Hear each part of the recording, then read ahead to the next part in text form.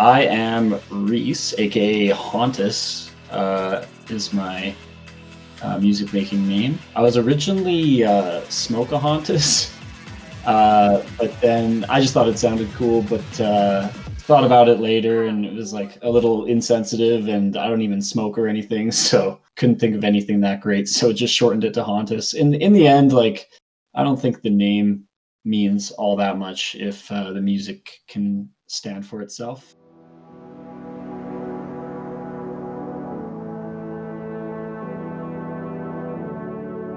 Hey guys, I'm Hontis from Calgary, trap producer, and you're watching Behind the Banger on my track Recluse out on Pacific Empire, April 9th.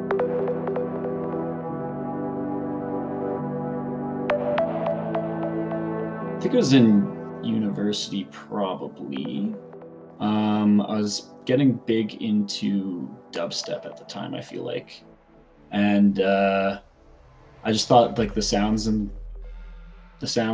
in the music were just so like intricate and interesting, and I was wondering how they did that, so like I kind of looked it up and just saw that it was like in a computer program. I was like, oh well, if that's all it is, maybe I'll give it a whirl. It's obviously not as easy as I thought it would be, but yeah, I think that's how it started up. And for a long time it was just fooling around, not more of a hobby. I made a track and I posted it, and I didn't think it was that good or anything, but a couple people were like, yo, this is really sick. Like my manager now was like, I'll manage you. Like, let's kind of grow together. We had like some friends in common, basically been to like a festival together.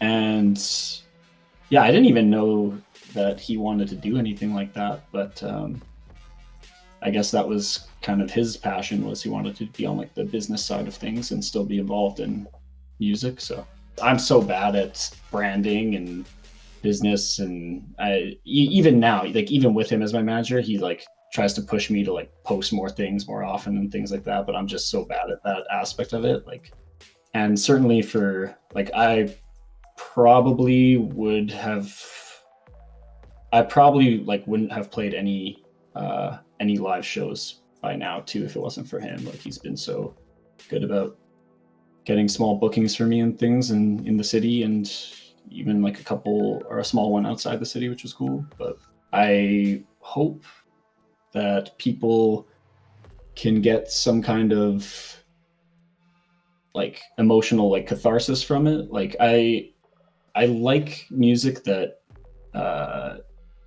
has like a high degree of emotion in it, but also high energy. Like, I feel like a lot of times artists are either one way or the other. There is a bunch of artists who do it well, but I feel like usually it's very heavy, and either very heavy and not very melodic, or the opposite, very melodic but it's kind of like chill. And I definitely have been heavily inspired by kind of all the bigger trap producers, like Carmack, RL Grime, Flume, Crane was like a huge inspiration for me.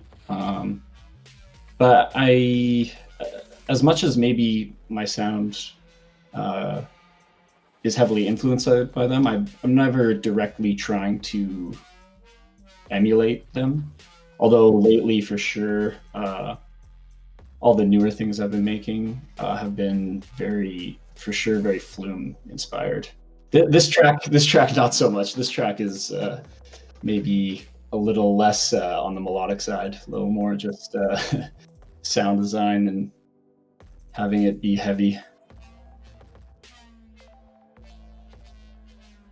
Yeah, I probably should have some more concrete goals. I certainly want to like start releasing on some more labels and grow a bigger fan base. But I've never been very good at like the branding side of things, or I don't know. I always would feel weird like spamming people like, oh, please listen to my music. But most of the new stuff I've been working on, the people I have shown seem to be pretty excited about. So can find a way to make it accessible to people who maybe haven't heard of me before, and that'd be a pretty cool thing to accomplish this year. And yeah, for sure, like getting back into playing some live shows would be amazing. I miss DJing so much. I think I started in Fruity Loops, but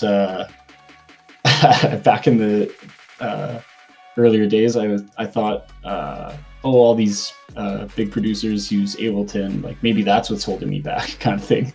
But it doesn't really matter which DAW I use. But once I made the switch, I got used to Ableton, and I think it makes it easy to collaborate with people too, because most people use Ableton. So, I mean, you can always stem things out, but it's cool if you can just go right into the project.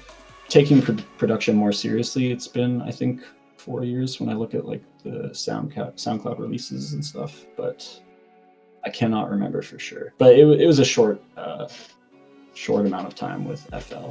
I think I was putting some stuff out on SoundCloud, but it wasn't very good, and I eventually removed it or like made it private.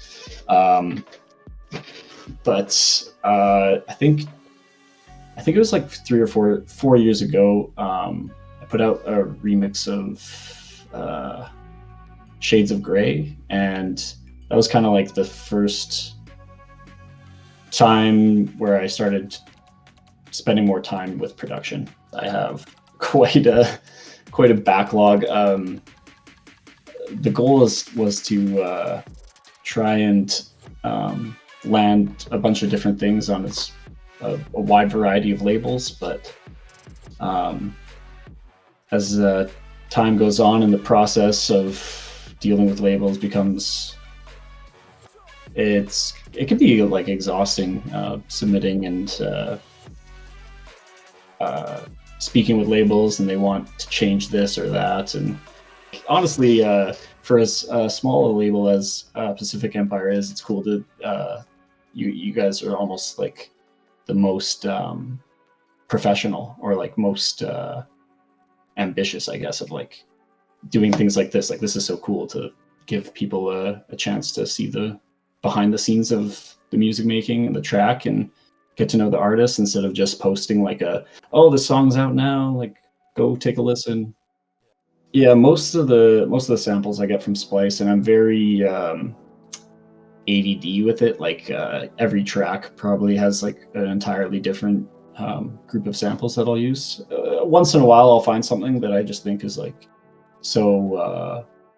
There's a couple samples that become staples, I guess, that I like the sound of, or but other than that, for like synthesis and stuff, I do most of the sound design myself, which can make making a track take longer sometimes, but I like to think that eventually it'll at least have a unique feel. Yeah, I got some Yamaha HS8s that I predominantly do all the production on, but when it comes to mix downs now, I try to do it more on the my headphones, just because my room is not treated, so the headphones are a little easier to trust, I feel. So yeah, I just have some Audio Technica M50s, pretty affordable, but decently flat response for the price point. And so certainly, I can't remember if I did for this track, but certainly now, as much as I can, I do most of the mix down on headphones. I'll try. I'll of course check back on the speakers and test it in the car and different things like that. Make sure it sounds okay on a bunch of different systems, but certainly headphones are the go-to for the mix down process. My project's probably a lot messier than it should be, but as long as I'm not going back to it too many months later, I don't find it too tough to remember where things are. I usually go drums at the top, percussion underneath, and then the synth and stuff, the meat underneath that. The main synth in it was a sound that I thought was pretty unique at the time. I haven't heard too many tracks with sound design like it, but I like how slow it is. Like it's 106 BPM. A lot of trap music doesn't really sit that slow, and some of the tracks that I think have found most unique have been around that BPM. There's not many of them, but the trap tracks that do sit around there are I've always found them exciting anyway. There's a bunch of like little things, but like there's a lot of the same production tips that most producers would probably say. And even though I had read them all or heard them all, I guess I didn't really take them to heart. Like um, trusting your ears and things like that. Like a lot of the cliches that people use. I wish I had taken them kind of more seriously. I guess just there are things that even though I had heard them said before, it took me a couple of years before I finally realized like, oh, there's a reason why these are the cliches. Like they're they ring true. Hey guys, thanks for watching Behind the Banger on my track Recluse. You can stream it on all regular platforms: Spotify, SoundCloud, Apple Music. Yeah, go run up the plays. Thanks.